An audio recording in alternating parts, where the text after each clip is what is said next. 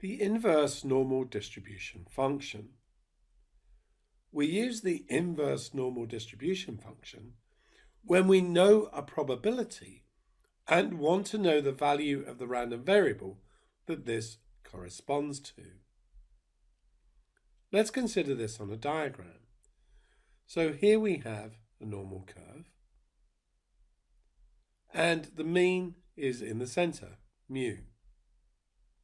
And let's say that this is the random variable, which is a normal with mean mu and standard deviation sigma.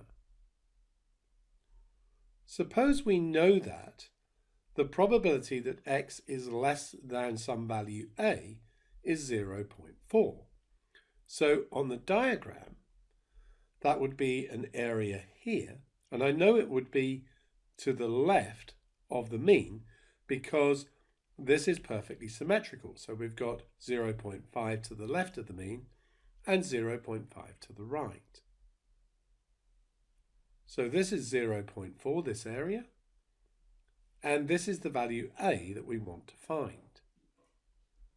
The inverse normal will find for us the value of a, which you can do using tables, or as we're going to do, using the ClassWiz calculator.